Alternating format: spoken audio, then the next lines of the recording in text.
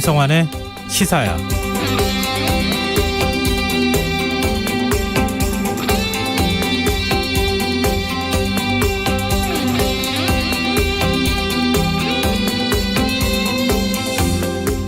안녕하십니까. 시사평론가 김성환입니다. 대장동 특검이 다시 수면 위로 떠올랐습니다. 민주당이 대장동 특검 법안을 3월 임시국회 회기안에 처리하겠다는 입장을 밝히고 있고, 윤석열 대통령 당선인 역시 대장동 의혹과 관련해 어떤 조치라도 해야 한다면서 진상규명을 강조하고 있기 때문인데요. 이런 공감대에도 불구하고 특검 전망은 그리 밝지만은 않아 보입니다. 여야는 모두 특검을 해야 한다는 것에만 동의할 뿐 특검 방식과 수사 범위 같은 강론에 있어서는 입장이 달라도 너무 다른데요. 국민의힘은 별도의 특검법을 만들어서 대장동 개발 특혜 의혹 수사에 한해서만 특검을 해야 한다고 주장하고 있고, 민주당은 상설 특검을 통해 윤석열 당선인의 부산저축은행 부실 수사 의혹, 그리고 윤 당선인 부친의 주택 매매 과정을 모두 수사 대상에 포함시켜야 한다는 입장이어서 과연 이달 내 합의가 가능할지 의문이 드는 게 사실입니다. 여야는 서로를 향해 국민의힘이 제출한 특검 법안은 특검하지 말자는 법안이다, 민주당이 가짜 특검으로 말장난을 하고 있다, 이런 비난의 말들을 쏟아내고 있는데요. 대선이 끝났지만 여전히 끝나지 않은 각종 의혹과 공방들, 이런 상황을 바라보는 국민들의 답답함은 과연 언제 끝이 나는 걸까요? 자세한 정치권 움직임 잠시 후 뉴스에서 자세히 살펴보겠습니다. 지난 주말 경북 울진과 강원 삼척에서 발생한 산불이 진화됐습니다. 무려 213시간 동안 이어진 산불을 잡기까지 현장에서 고생하신 분들이 참 많은데요. 더 깊이 있게 들여다보는 인터뷰 시간에서는 이재민들을 돕기 위해 매일 100인분의 도시락을 만들어 보내신 한 음식점 사장님과 이야기 나누는 특별한 시간 마련했습니다. 여야의 시각으로 정치권의 움직임을 토론해보는 시간이죠. 여의도 인싸 코너도 마련되어 있으니까요. 계속해서 많은 관심 부탁드리겠습니다. 김성환의 시사에는 청취자 여러분들의 관심과 참여 기다립니다. 방송 내용과 관련해 의견 있으신 분들은 문자 보내주십시오. 당첨된 분들께는 모바일 상품권 보내드릴 텐데요. 참여하실 번호는 샵9730이고요. 짧은 문자는 50원, 긴 문자는 100원의 이용료가 부과됩니다. 콩 게시판을 통해서도 무료로 참여하실 수 있고요. 콩 어플리케이션과 KBS 라디오 유튜브 채널을 통해서도 저희 방송을 실시간으로 시청 또 참여하실 수 있습니다. KBS 라디오 김성환의 시사야. 그럼 지금 시작하겠습니다.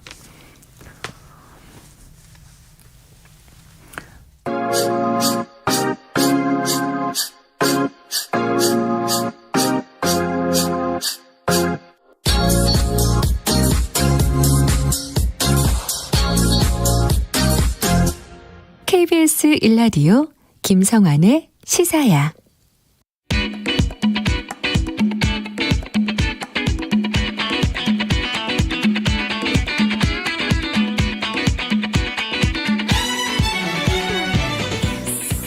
오늘 놓쳤던 뉴스 꼼꼼히 정리해드리는 뉴스야 시간입니다. 김민아 시사평론가, 오늘은 전화로 연결되어 있습니다. 안녕하세요. 안녕하세요. 네, 윤석열 당선인이 오늘 대통령직 인수위원회에 첫 출근을 했어요. 그렇습니다. 오늘 종로구 통이동에 마련된 집무실로 첫 출근을 해서 본격적인 활동을 시작을 했는데요. 네. 이 안철수 인수위원장, 권영세 부위원장, 원희룡 기획위원장 등의 이 인수위 톱3하고 상견례를 갖고 속도감 있게 인수위 구성을 마무리해달라, 이렇게 당부를 했습니다. 그리고 모든 국정 업무는 궁극적으로 국민 통합을 위한 것이니까 이 유능하고 일 잘하는 정부를 국민들이 믿고 함께할 때 신뢰가 형성이 된다, 잘해야 된다, 이렇게 강조를 했습니다. 윤석열 대통령 당선인은 민정수석실을 폐지하겠다, 이런 입장을 밝혔어요. 그렇습니다. 앞으로 대통령실 업무에서 사정, 정보조사 기능 이런 것들은 철저히 배제하고 민정수석실은 폐지하겠다, 이렇게 밝혔는데요. 그러면서 과거에 이제 사직동 팀을 얘기를 했습니다. 네. 과거에 이렇게 사정기관을 장악한 민정수석실이 합법을 가장해서 정치적 반대 세력을 통제하는 경우가 비일비재했고, 또 세평 검증을 위장해서 국민 신상 털기 그리고 뒷조사 이런 걸 벌여왔는데, 이런 잔재를 청산하겠다라는 거였는데요. 이 사직동 팀이라는 거는 청와대 특명에 따라서 고위공직자와 이 대통령 친인척 관리 및 첩보 수집 기능을 담당했던 그런 조직입니다.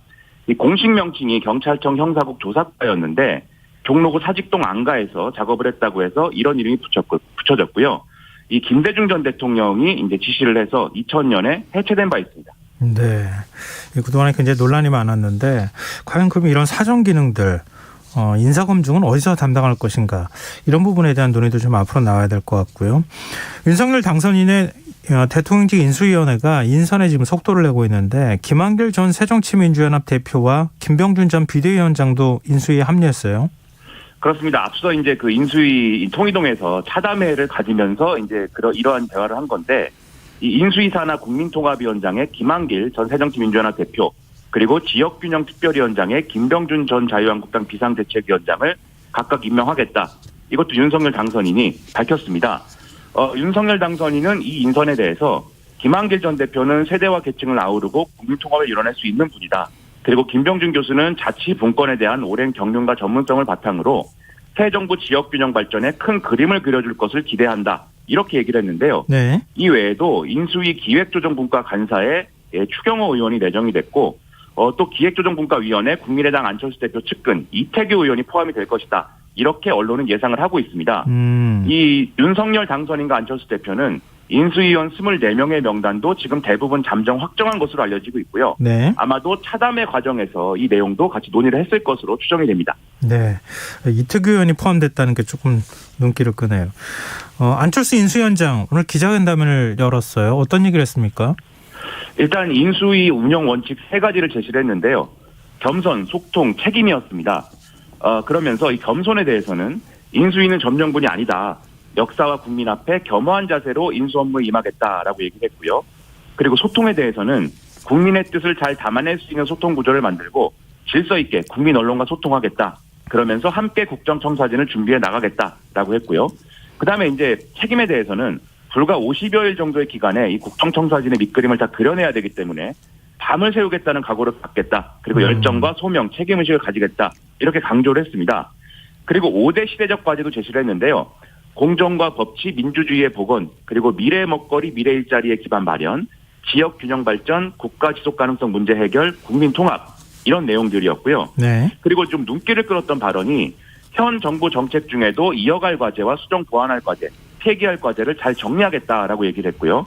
그다음에 윤석열 당선인의 공약 중에서도 이제 공약과 국정 과제가 정확하게 일치하는 부분은 역대 정부를 따져도 50% 정도다라고 얘기를 하면서 네. 윤석열 당선인의 공약도 재검토하는 작업을 할 것을 시사하는 그런 발언도 내놨습니다. 네, 알겠습니다.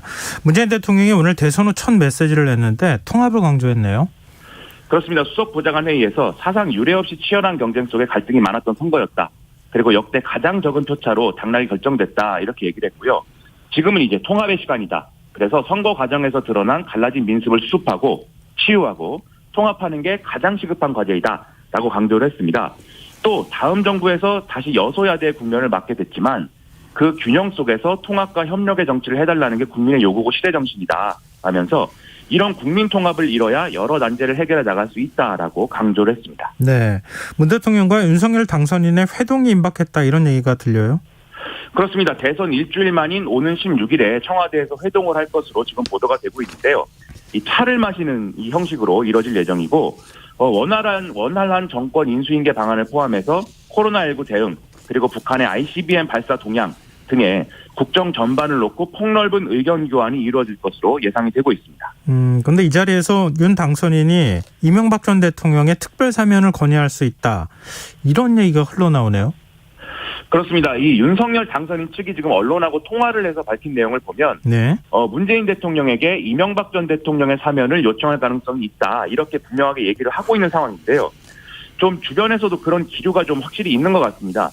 김기현 원내대표의 경우에도 페이스북에 글을 올려서 문재인 대통령에게 이 이명박 전 대통령과 그리고 가석방 상태인 이재용 삼성전자 부회장에 대한 사면 복권을 해줄 것을 공개 요청을 했는데 네. 일종의 좀 바람잡는 그런 태도 이런 거로 지금 사실 해석이 되거든요. 그래서 아무래도 실제로 이제 제안이 될 것이다라고 하는 기류가 있고요. 민주당에서도 사실 이게 필요하다라고 얘기하는 목소리가 나오고 있습니다. 네. 민주당 이상민 의원의 경우에는 오늘 불교방송 라디오 인터뷰에서 이명박 전 대통령에 대한 사면도 자연스럽게 하지 않을 수 없는 단계이다라고 얘기를 했는데 네. 다만 이제 청와대 일각이나 민주당 일각에서는 이명박 전 대통령 사면에 대해서는 아직 국민의 어떤 공감대가 이루어지지 않은 거 아니냐 이런 반론도 있어서 실제로 제안을 하고 이제 어떻게 이루어지는지 그런 형식이 어떻게 갖춰지는지 좀 지켜봐야 될 필요가 있겠습니다. 참 사실 관계가 묘해요. 그러니까 지금 이명박 전 대통령을 구속시킨 당사자가 지금 윤석열 당선인 아닙니까? 그렇습니다. 근데 문재인 대통령한테 사면을 건의를 하게 되면 문 대통령이 어떤 반응을 보일지도 좀 궁금하고요. 윤 당선인이 임기를 시작한 이후에 사면을 하는 건 또 어떻게 되는 건가. 여러 가지로 좀 생각이 복잡해지더라고요. 그렇습니다. 아무래도 전직 대통령의 사면 문제는 정치적으로 매우 민감한 문제일 수밖에 없는데요. 그래서 역으로 얘기하면 윤석열 당선인이 자기 임기를 시작한 이후에 이제 본인이 사면을 하는 것도 이제 부담스러운 측면이 있고 또 문재인 대통령도 전직 대통령을 그냥 사면을 안 하고 임기를 끝내는 것도 그렇죠. 좀 부담스러운 측면이 있고 네네. 그리고 사면을 요구하고 받아들이는 것도 마찬가지로 부담스러운 측면이 있지만 결과적으로는 사면이 필요하다면 결국은 당선인이 요구해서 현직 대통령이 수용하는 게 그나마 자연스러운 모양 아니겠느냐 이런 얘기들이 아마 나오는 모양입니다. 네, 알겠습니다. 이제 민주당 얘기 좀 해보죠. 민주당 비상대책위원회가 오늘 공식 출범했어요. 그렇습니다. 오늘 이제 현충원을 찾아서 이 첫날 반성과 사죄의 뜻을 밝혔는데요. 윤호중 공동비대위원장은 김대중 전 대통령 묘역을 참배한 뒤에 당명록에 반성하고 쇄신하겠다 이렇게 썼습니다. 이 비대위는 아시다시피 이 윤호중, 박지영 공동비대위원장 체제고요.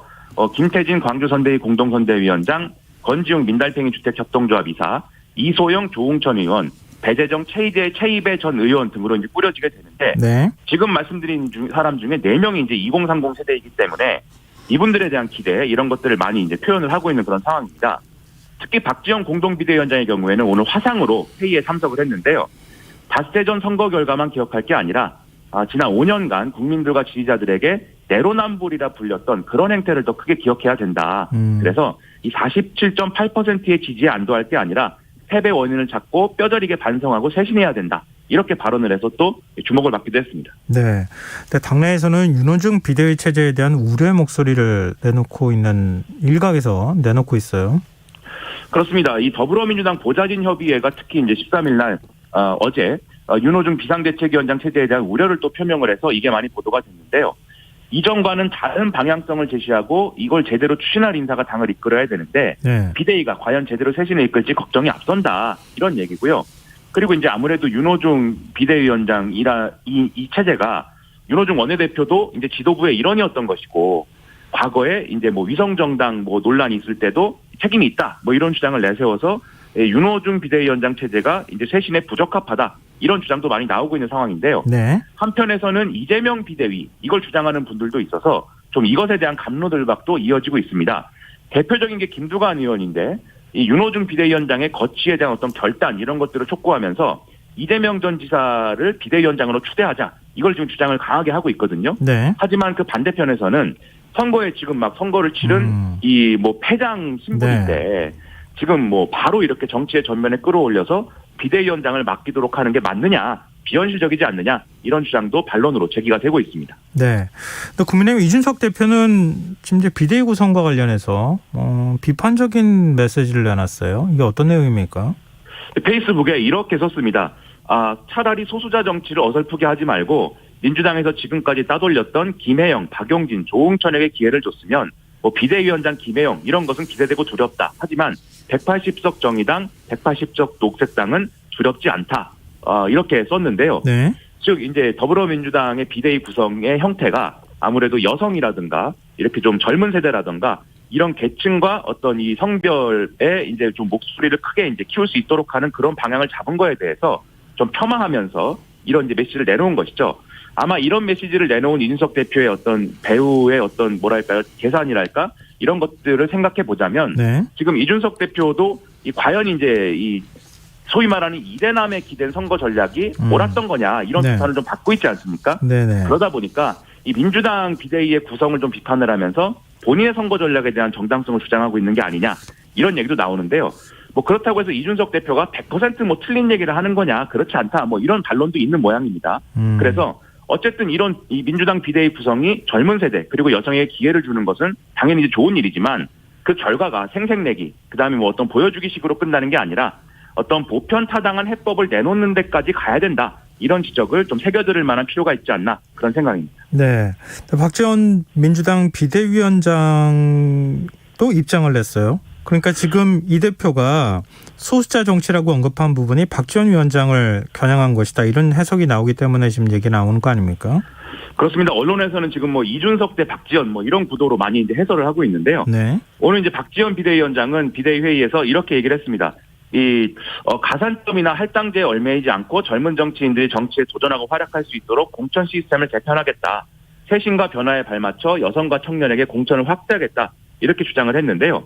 그러니까 이런 뭐 제도적으로 이렇게 뭐 보장해주는 그런 차원을 넘어서서 적극적으로 여성과 청년에게 이 공천을 하면 이런 이제 뭐 가산점이나 할당제 논란도 없는 거 아니냐라는 취지의 얘기입니다. 네. 그리고 이제 여기에 더해서 성폭력, 성비위, 권력형 성범죄에 무관용 원칙을 도입하겠다. 그리고 이것은 지방선거의 공천 기준에도 엄격하게 적용될 것이다. 이렇게 얘기를 했는데요. 이게 또 핵심적인 어떤 민주당의 뭐 내로남불 이런 비판을 촉발시켰던 그런 대목인 만큼 앞으로 성과가 있을지 기대가 됩니다. 네. 뭐 지금 당장 뭐 하긴 굉장히 애매한 상황이잖아요. 어떤 역할을 할 것인가, 어떤 내용으로 채울 것인가, 그게 더 문제가 되겠죠. 서로 좀 덕담을 많이 해줬으면 좋겠습니다. 네. 뭐 지금 뭐 윤석열 대통령 인수위원회도 마찬가지 아니겠습니까? 좀 서로 간에 좀 지켜보면서 협치의 모습을 좀 더 보여주면 어떨까 이런 생각도 듭니다. 역시 김성환 평론가님입니다. 네, 고맙습니다. 오늘 뉴스와 여기까지 하겠습니다. 지금까지 김민아 시사평론가였습니다. 고맙습니다. 고맙습니다.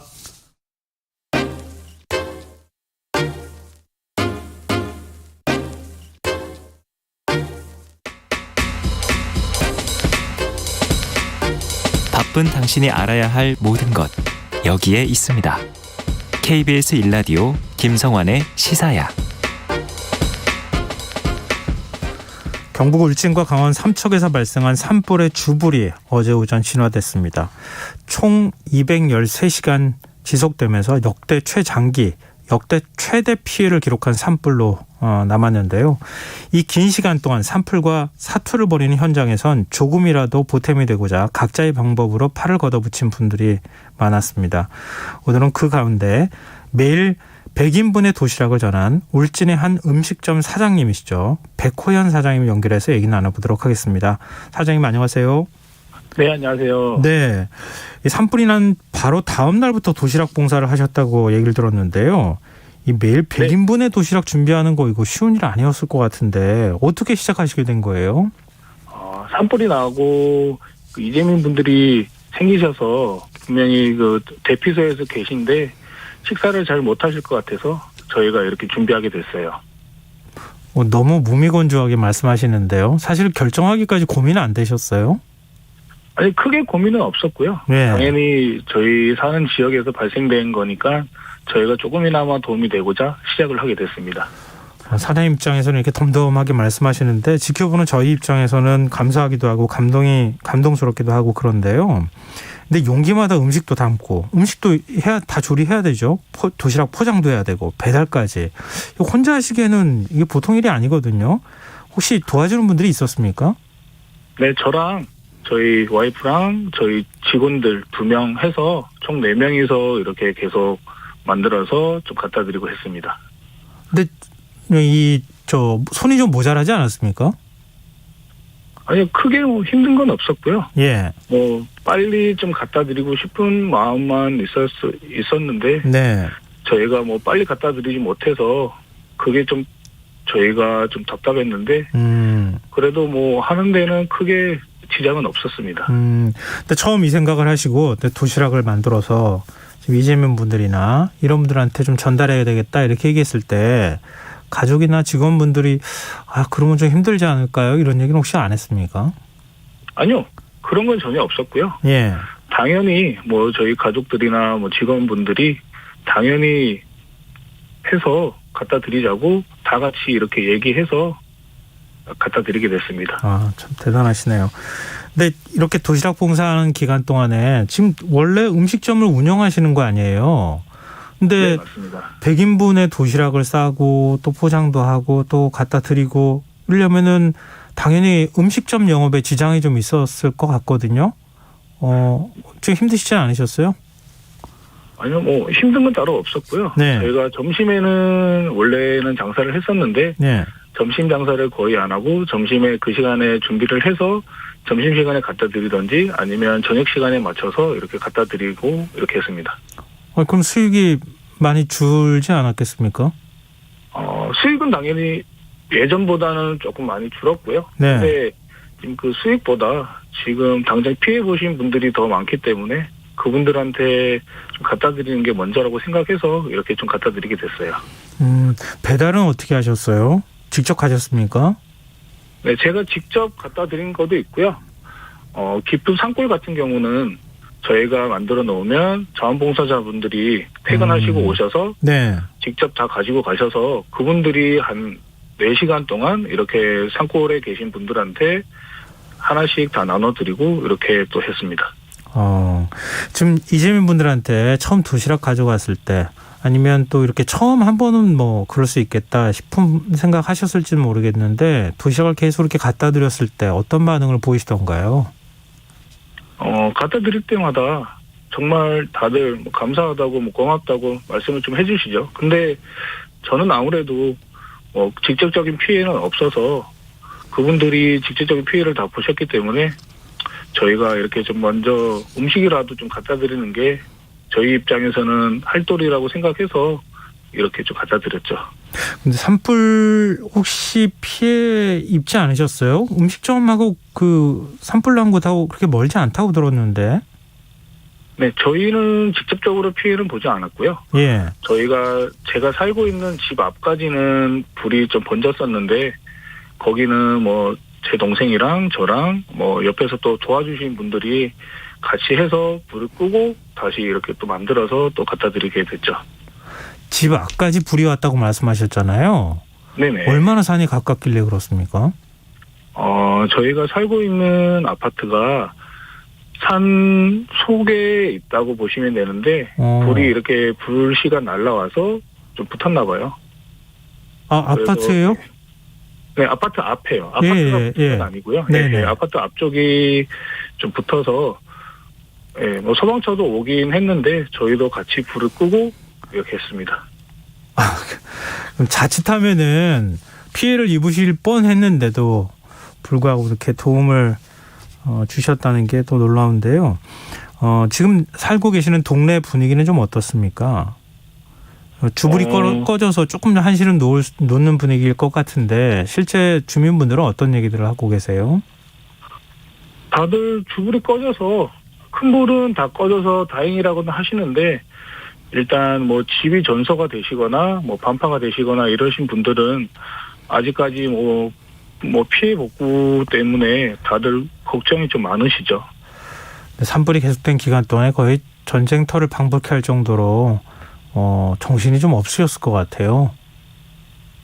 네, 아무래도 저희도 살면서 이런 큰 불은 처음 보고 가까이서 본 것도 처음이라서 다들 처음에는 정신이 너무 없었었죠. 와, 참. 근데 자영업자분들은 그동안 코로나19 상황 때문에 굉장히 힘들었잖아요. 영업 시간도 뭐 제한받기도 했고 또 모임 인원도 좀 줄기도 하고 그래서 매출에 상당히 타격이 많으셨을 것 같은데 또 산불 피해 때문에 또 지금 그 피해를 입은 거 아니겠습니까? 어찌 보면 이런 부분들 계속 이제 수익이 줄어들거나 이렇게 되는 건 걱정 혹시 안 되세요? 수익이 줄어서 솔직히 말씀드리면 걱정은 되죠. 근데 저희는 다시 뭐 일어설 기회가 뭐 있으니까. 근데 집이 타시거나 뭐 농작물이나 이렇게 뭐 가구가 타신 분들은 뭐 최소 10년 이상 이렇게 다시 복구를 하셔야 되는데 그분들에 비하면 저희는 뭐 아무것도 아닌 거죠, 뭐. 너무 덤덤하게 계속 말씀해 주셔서 오히려 더 그게 지켜보는 제 입장에서 더 감사하게 느껴지기도 하는데요. 마지막으로 지금 비슷한 상황에 있는 지역분들이나 봉사에 참여해 주신 분들께 한 말씀 해주신다면요. 네. 솔직히 말씀드리면 저희는 상호가 있기 때문에 이렇게 저희가 작은 거나마 해도 티가 나는데 네. 정말 산불이 나자마자 생업을 다 포기하시고 뭐 도와주신 분들이 되게 많으세요. 뭐 하루에 1,000인분씩 1,500인분씩 밥을 해야 돼서 거기서 자원봉사자 분들도 많이 계시고 그리고 뭐 소방관 분들, 경찰 분들, 뭐 군인 분들 그리고 뭐 산불 진화에 작업에 전부 다 참여하신 모든 분들이 정말 고생하셨거든요. 네. 그분들이 진짜 고생하신 분들이시죠. 저희 청취자분들께서도 지금 감사하다, 뭐 존경스럽다 이런 문자를 굉장히 많이 보내주고 계시는데요. 김희영님께서 쉽지 않은 일인데 사장님 대단하신 분입니다. 이런 의견 보내주셨고요. 2919님께서 감히 흉내내기 힘든 일을 하셨습니다. 절로 머리가 숙여지네요. 산불로 고생하시는 분들께 많이 힘을 주셔서 감사합니다. 이런 또 의견을 보내주셨어요. 혹시 이거는 꼭 필요하다, 부족하다 이런 부분 없으세요? 제가 생각했을 땐 개인적인 건데요. 네. 네, 집이 이렇게 완전히 전소가 되신 분들이 피해 보상 금액이 얼마 안 되는 걸로 알고 있어요. 그리고 네. 임시 주거를 주거 주택을 제공을 해주신다고는 하시는데 네. 1년만 이렇게 임시로 이렇게 살고 계실 수 있다고 얘기를 들었어요. 네. 그분들이 조금이나마 좀 더 많이 좀 보상을 좀 받으셨으면 하는 마음입니다. 네, 알겠습니다. 이 사장님의 목소리가 꼭 정부에 좀 전달이 됐으면 좋겠고요. 제가 지금 청취자 분들을 대신해서 다시 한번 감사하다는 말씀 드립니다. 오늘 말씀 고맙습니다. 네, 감사합니다. 네, 지금까지 울진 비스트로 베코의 백호현 사장님이었습니다.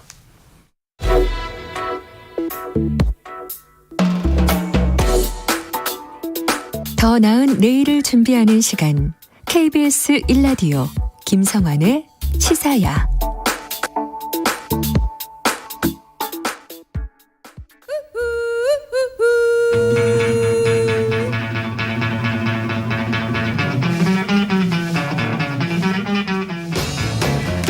정치인의 눈으로 여의도 국회 움직임을 통찰력 있게 꿰뚫어보는 시간입니다. 여의도 인사이트, 줄여서 여의도 인사인데요. 민주당 신경민 전 의원 자리하셨습니다. 안녕하세요. 네, 안녕하세요. 네, 김경진 전 국민의힘 선대본부 상임공보특보단장 나오셨습니다. 안녕하세요. 안녕하세요. 김경진입니다. 그냥 이제 선대위 요건 빼주시고요. 그럼 뭐라고요? 그냥 변호사라고 해주셔도 되고요. 아니 이제 인수위원이라고 불러야 됩니까? 아니 인수위 들어가고 싶은 건 희망이긴 한데 그게 늦어야 들어가는 거고 그냥 현 변호사는 아니면 전직 국회의원 이렇게 불러주세요. 그래도 불과 지난주까지는 저희가 이직함을 사용했기 때문에 그래도 오늘이 아마 마지막으로 이직함으로 불러드리게 되지 않을까 싶은데요. 이 인수위가 지금 계속 인선이 되고 있는 과정이라고 들었거든요. 그런 것 같아요. 얘기는 혹시 전에 들으신 게 있어요? 없으니까요. 전혀 없어요. 그거를 저는 아니 참여하시는 것 말고라도 인사가 언제쯤이면 끝난다 대략 알고 계시진 않으세요? 다음 주 화요일날 현판식 한다니까요. 아마 이번 주말쯤이면은 이번 주말까지는 거의 될 것 같고 마지막 하는 게 다음 주 월요일까지 하겠죠. 인수위 끝날 때까지 추가 인사가 있습니다. 여지를 남겨주셨어요. 아직 시간 많이 남아 있다 이렇게 아직 많이 남아 있습니다. 두 분께 일단 이번 대선 결과 어떻게 받아들이고 계시는지 대선 결과에 저희가 분석하기에는 이미 다 많은 분석이 이루어졌으니까요. 두 분의 생각, 의견을 좀 여쭙고 싶습니다. 신경민 의원께서 먼저 말씀해 주실래요? 하여튼 서프라이즈죠. 1%도 안 되는 차로 승부가 갈렸고 지금까지 기록이 1.5% 그때 DJ가 당선될 그 선거였는데 그렇죠. 39만 표. 그것을 그냥 훌쩍 뛰어넘는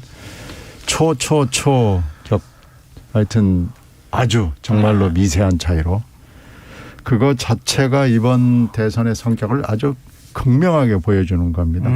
이렇게 왜 찍었냐고 그러면은 대부분의 사람들이 이제 조사한 걸 저도 유심히 보니까 상대 후보가 싫어서 찍었다 하는 사람들이 굉장히 많았어요. 그리고 무효표가 30만 표나 나왔거든요. 격차인 24만 표를 훌쩍 뛰어넘습니다. 근데 무효표가 정말로 무식하고 뭘 잘 몰라서 무효표가 나왔느냐? 그건 아닐 겁니다.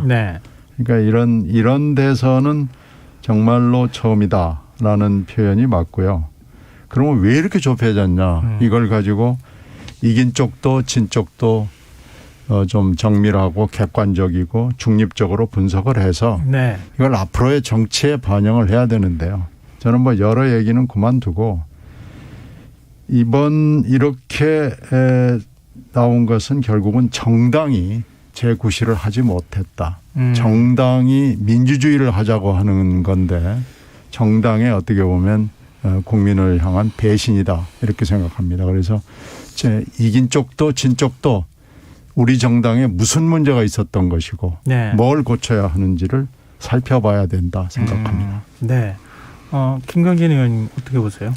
글쎄요. 저는 일단 이긴 쪽에서는 굉장히 겸손해야 되고요. 네. 겸허한 마음으로 앞으로 5년간 국정을 운영해야 될 것 같고 진 쪽에서도 사실은 이게 이제 이 득표율은 정말 비슷했는데 네.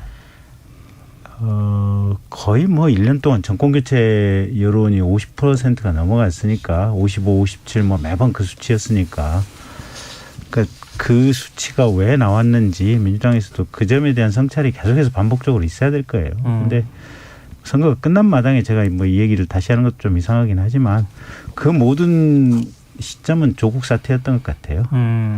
이게 표창장 한 장으로 징역 뭐 일가족을 이렇게 갈갈이 찢기느냐.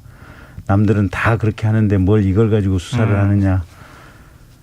그런 식의 어떤 국민들의 수준과 상식을 얕잡아 보는 이런 거는 아마 대한민국 역사에 두 번 다시 발생해서는 안 될 일이 아닌가 싶어요. 네. 두 분의 각자의 의견으로 받아들이겠습니다. 이거 얘기 더 들어가면 굉장히 토론이 많아질 만한 내용인데요. 일단 지금 이제 대통령직 인수위원회가 막 꾸려지고 있는 상황인데요. 안철수 국민의당 대표가 인수위원장을 예상대로 맡았습니다. 그리고 부위원장을 권영세 선대본부장이 맡았고요.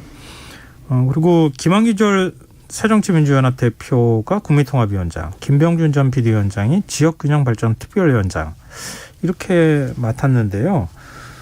두 분 인수위 인선은 지금까지 난 인선은 어떻게 평가하시는지 김경진 의원께서 먼저 말씀해 주시는 게 좋을 것 같은데요. 그러니까 앞으로 윤석열 인사 패턴이 거의 읽히는 거죠. 첫째 약속하면 지킨다.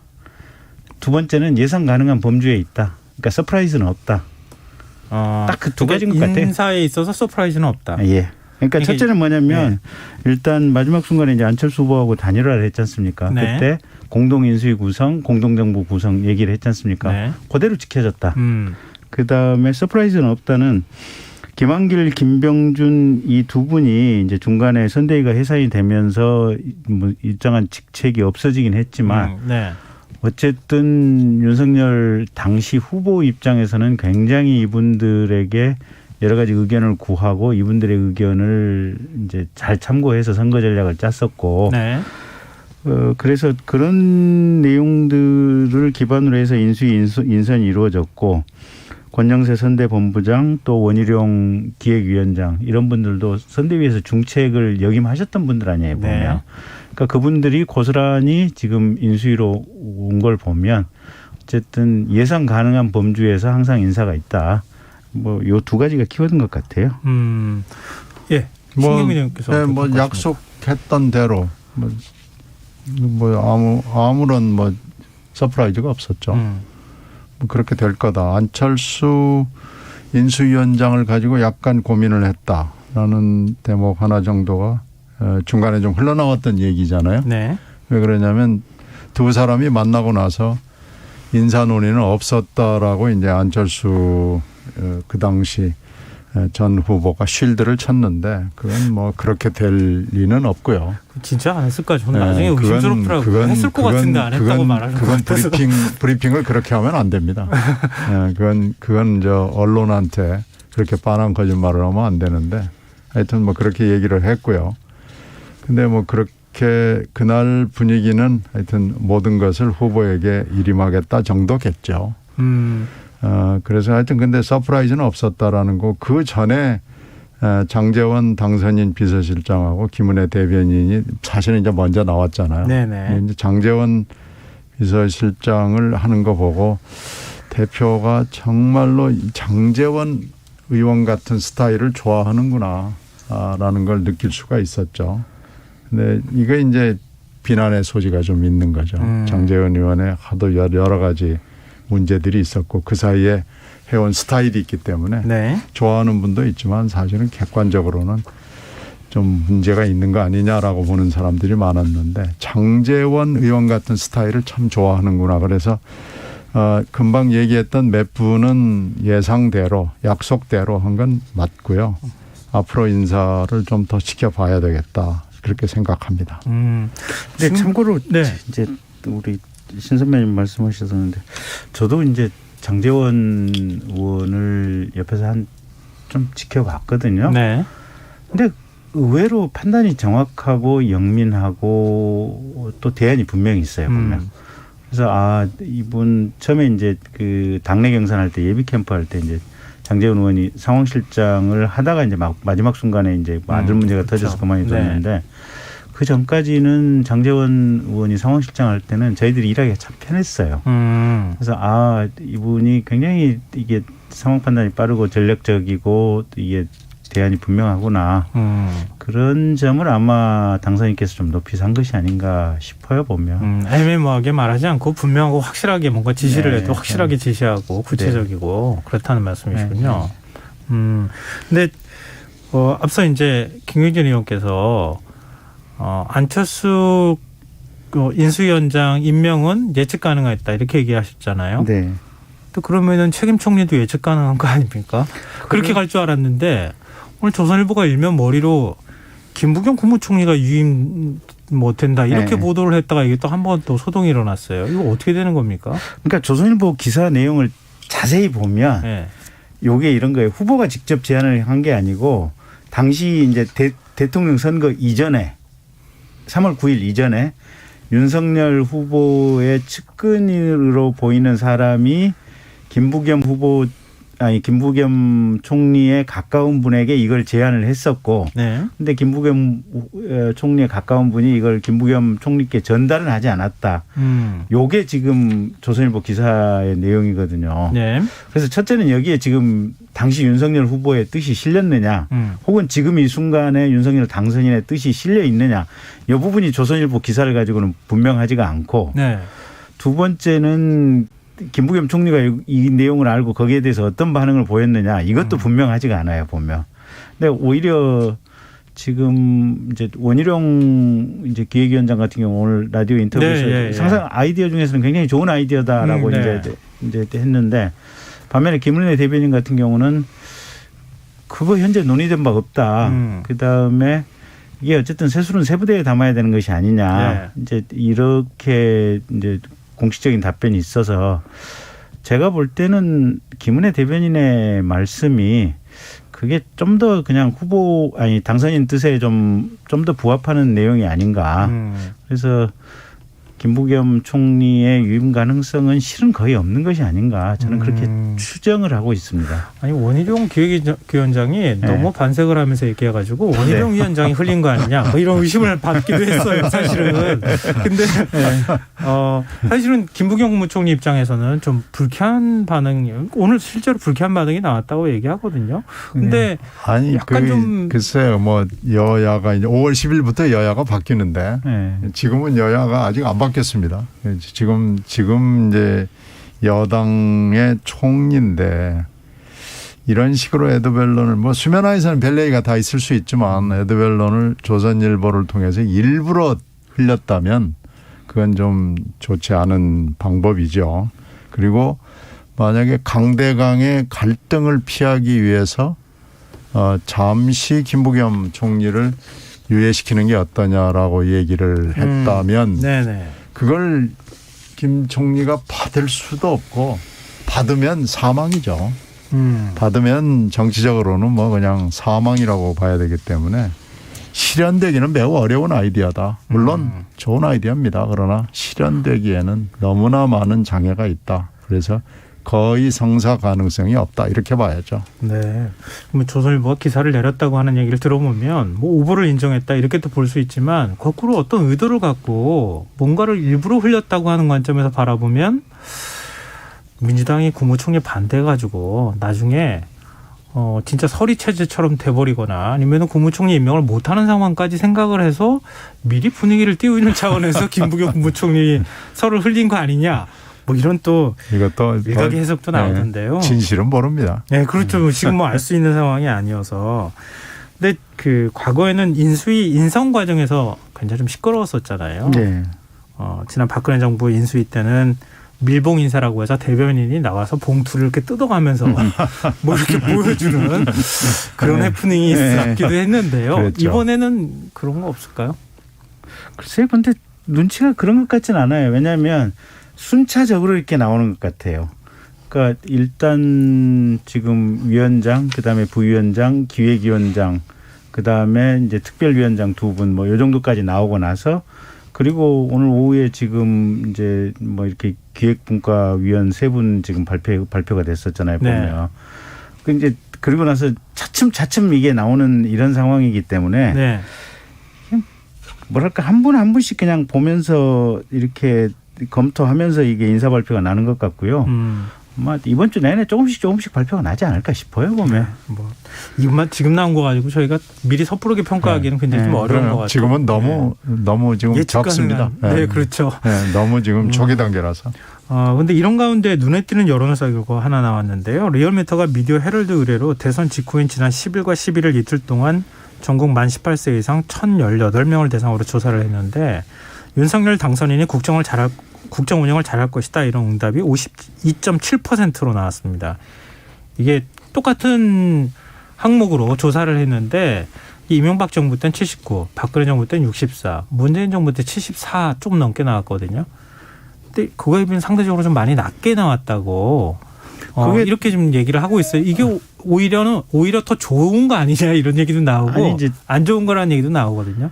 좋고 나쁘고는 사실은 이제 본인이 얼마만큼 이게 밝은 마음으로 당선인께서 이제 국정에 임하느냐, 뭐 그걸 보고 국민들이 어떻게 평가하느냐에 달려 있기 때문에 이 수치를 가지고 좋냐 나쁘냐 뭐 이걸 논할 건 아닌 것 같고요. 이제 원인만 간단히 보면 결국은 뭐 48% 대 48%로 정확히 1, 2등이 이렇게 나눠진 거 아니겠습니까? 네. 그러니까 이게 안 찍은 48% 입장에서 보면 섣불리 며칠 지났다고 뭐 갑자기 잘해 이렇게 여론에 응답하기도 어렵잖아요. 보면. 네. 그러니까 그런 상황 맥락 속에 있다라고 보여질 것 같고 제가 볼 때는 윤석열 당선자께서 일단 첫 일성이 대부분 지금 공약을 지키는 거 아니에요. 보면. 그러니까 민정수석실 없애겠다. 없애는 거 아니에요. 광화문으로 청사 옮기겠다. 그대로 지키는 거 아니에요. 보면. 안철수 후보와 공동정부 구성하겠다. 그대로 지키는 거 아니에요. 보면. 그래서 본인이 말했던 걸 그대로 지키고 이 자체가 그냥 묵직한 신뢰감으로 한 발 한 발을 가는 것이기 때문에 제가 시간이 가면 갈수록 아마 이 수치는 높아지지 않을까 하는데 이제 그게 얼마만큼 이제 잘 지키고 잘 하느냐 이게 관건이겠죠. 네. 이번 조사의 자세한 내용은 리얼미터 홈페이지를 참조하시면 됩니다. 참고로 말씀드리고요. 그리고 제가 말씀드렸던 거는 그거예요. 그러니까 서로 간에 뭐 0.73% 정도밖에 차가 안 났기 때문에 기대감이 조금 낮은 거 아니냐. 뭐 그 반발 심리나 이런 것도 작동하고 있겠죠. 근데 거기서 출발하면은 오히려 기대감이 더 많이 충족되는 현상으로 나가는 거 아니냐. 이런 얘기도 일각에서 있기 때문에 말씀을 드린 건데요. 그렇죠. 그 말씀이 맞습니다. 네. 미래에 달려 있습니다. 앞으로 어떻게 할 것이냐에 달려 있고요. 네. YS 초기에 그때가 아마 제일 높았을 텐데요. 거의 90에 육박했을 거예요. 그러다가 이제 끝날 때는 뭐 거의 그 IMF 사태 때문에 거의 그냥 완전히 밑바닥을 쳤죠. 그런데 그렇게 보면 뒤로 갈수록 잘해야 됩니다. 맞습니다. 이게 지금 아직까지는 이게 지금 허니문 기간이잖아요. 원래는. 좀 잘한다 하고 좀 독려하고 칭찬해 줘야지 더 잘해야 되는 시기이기도 하잖아요. 문재인 정부는 인수위도 없이 그냥 바로 시작했기 때문에 오히려 좀 박한 평가를 초기에 받았던 거 아닌가 또 싶은 생각이 드는데 지금 또 그런 시기라서 저희가 미리 뭐 예단해서 뭔가 평가를 하기 참 쉽지 않은 상황이기는 한 것 같습니다. 근데 지금 여가부 폐지 문제는 좀 쟁점이 될 것 같아요. 보니까 윤석열 당선인이 여가부 폐지 문제를 직접 언급을 했거든요. 역사적 소명을 다했다. 이렇게도 지금 얘기를 했는데 민주당과 정의당의 입장이 지금 많이 다르지 않습니까? 이게 좀 어떻게 정리되는 겁니까? 그러니까 결국은 국회에서 지금 정부조직법 개편안을 통과시켜줘야 지금 여가부가 폐지가 되는 거고요. 네, 그렇죠. 네, 국회에서 통과시키지 않으면 그거는 대통령이 어떻게 할 수 있는 상황은 아니기 때문에 일단 국회의 논의 과정을 지켜봐야 되겠죠. 근데 대통령 당선인께서는 대통령 선거 과정에서 내걸었던 공약에 대해서 어쨌든 대통령 선거 이후에도 그 공약대로 일단 최소한 이 국민의힘 정당을 통해서 법안이라도 제출을 해보겠다 이런 의지를 분명히 하고 있으신 것 같고요. 네. 이제 문제는 민주당 안에서 이게 어떤 판단을 내리느냐. 근데 다채로 부정적인 기류가 조금 많은 것 같기는 한데, 근데 오늘 보면 이제 비대위원 선임된 최이배 전 의원 같은 경우는 조금 유연하게 생각할 수도 있지 않느냐. 뭐 이런 의견도 일부 나온다고 하니까 네. 결국은 민주당 당내에서 최소한 이 부분에 대한 의견 수렴이 어떻게 되느냐. 그 부분을 좀 유심히 보면 되겠죠. 윤 당선인이 지역 안배 여성 할당제에서 자리 나눠 먹기다 이런 표현을 썼거든요. 신경민 의원께서는 어떻게 보십니까? 지역 할당 그 우리가 참 극복해야 될 과제인데 이번 선거의 투표 성향에서 봤을 때도 뭐 입 달린 사람마다 다 지역 문제 얘기를 하지만 결국은 이번에도 지역으로 갈렸고 이게 현재 우리 한국 정치에 있어서 참 극복하기 어려운 숙제라는 생각이 들고요. 여성 문제는 이게 지금 현재 이건 국내 문제를 넘어서서 세계적인 문제인데 이 젠더 이슈를 어떻게 보느냐라는 것은 굉장히 어렵고 이게 선거에서 이렇게 쟁점화될 일인가라는 데 대해서 저는 좀 회의적입니다. 그래서 네. 이건 철학과 철학이 부딪히는 문제라서 민주당이 양보하기 굉장히 어렵습니다. 네. 그러나 현재 그 여가부는 문제가 없는 건 아니죠. 여가부가 아무 실권이 없는 부서거든요. 그래서 그러면 여가부를 어떻게 실권이 있는 부서로 만들 것이냐라는 것을 고민을 하는 것이 맞지. 없애버리자. 이건 너무나 쉬운 처방이에요. 그래서 네. 이건 민주당이 양보하기 어려운 이슈입니다. 아, 그렇군요. 네. 또 지금 대장동 특검이 전국의 이슈로 떠올랐거든요. 민주당은 지금 윤호중 비대위원장은 3월 국회에서 처리해야 한다 이런 입장인데 김기현 국민의힘 원내대표는 상설특검이 아닌 별도의 특검법이 필요하다 이런 입장이거든요. 이거 정리가 되겠습니까? 민주당이 힘으로 밀어붙이면 정리가 되죠. 지금 힘으로 밀어붙이기가 어려운 상황 아니겠습니까? 근데 뭐 선거에서 뭐 한두 번 해본 게 아니잖아요. 상임위원장이라든지 뭐 국회의장, 부의장 선정할 때도 그렇고, 그다음에 뭐 패스트트랙 태울 때도 그렇고, 이게 뭐 수없이 많은 장면들을 민주당이 힘으로 밀어붙이는 것을 목도를 했기 때문에 네. 민주당이 이걸 뭐 힘으로 밀어붙이는지 어쩌는지는 이제 두고 봐야 되겠지만, 네.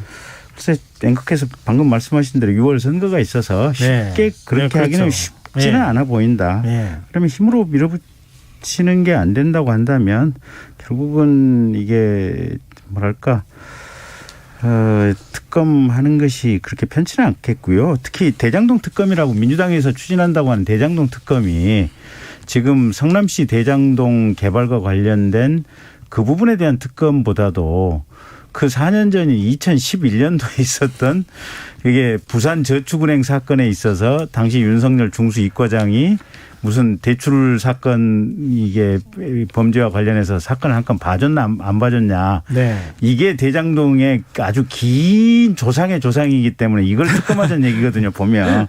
근데 이런 식으로 우겨대면 아마 민주당이 과연 국민들의 어떻게 보면 성원을 받을 수 있을지 아마 스스로 잘 판단이 필요한 대목이 아닌가 싶습니다. 네. 신경민 의원께서. 저는 뭐 이 대목에 대해서는 민주당의 생각과는 좀 다른 생각을 개인적으로 가지고 있어서요. 네. 그 얘기하자면 긴데 이건 특검으로 가기 전에 검찰이 지금 수사를 거의 방기하고 있었기 때문에 네. 검찰에서도 뭔가 입장 표명이 있을 거고요. 그걸 뭐 명시적으로 할 것 같지는 않고요.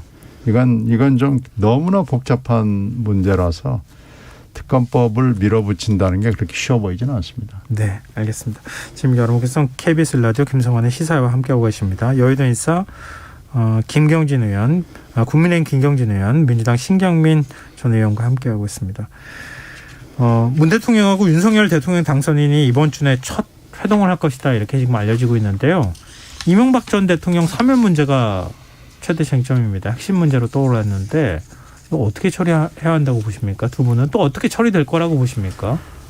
김근진 의원님. 어떻게 처리되어야 하느냐는 당위성을 물어보시면 저도 대답을. 어떻게 될 거라고 보십니까? 아마 논의 테이블에 올라갈 것 같고요. 예. 정치권에서도 상당한 부담이 좀 있는 것 같아요. 그러니까 어젠가 아마 이상민 의원께서 지금 불교방송하고 인터뷰하면서 이제 이 이명박 대통령에 대한 사면 문제는 결단을 내려야 될 시점이 왔다라고 아마 그렇게 워딩을 한 걸로 지금 기사상에 나오고 있거든요. 예. 그러니까 여야 가릴 것 없이 아마 이 문제가 머릿속에 조금 복잡한 문제인 것 같고 네. 제일 걱정되는 대목이 그거죠. 혹시 이제 이분이 이제 가만히 두면 그냥 교도소에서 복역하다가 이렇게 돌아가실 가능성도 배제할 수가 없기 때문에 예. 그런 여러 가지 이유 때문에 지금 논란이 되는 건데 결국은 당선자와 또 문 대통령 현직 대통령 두 분이 만나서 논의를 해서 결론을 내야 될 부분이겠죠. 네, 알겠습니다. 신경민 의원은 어떻게 보고 있습니까? 저도 되게 그렇게 생각합니다. 자연스럽게 테이블에 올라오고 문재인 대통령이 그때 박근혜 전 대통령과 이명박 대통령을 분리해서 처리한 이유가 있거든요. 네. 그 이유가 원인은 해소는 안 됐지만 정치적 상황이 많이 바뀌었기 때문에 새로 검토를 해야 되고 지금 할 수밖에 없는 상황이 됐습니다. 그러면 문 대통령이 임기 내에 당선인의 요청을 받아들여서 이명박 전 대통령 사면하는 게 바람직하다 이렇게 그건 문 대통령이 결정해야죠. 물론 당연히 그렇게 그건 우리가 당에서나 아니면 우리가 뭐라고 얘기할 수는 없는. 그러니까 대체로 국민들도 네. 그렇고 네. 이제 저는 이제 낙선한 국회의원이니까 정치권 언저리에 있는 사람들이고 정치인이라고 할 수 있는 현역 의원들도 그렇고 생각이 다 지금 이명박 전 대통령의 사면 문제에 대해서는 머릿속이 복잡해요. 이게 네. 시원하게 무슨 해결이나 의견을 제시할 수 있는 문제는 아닌데 네.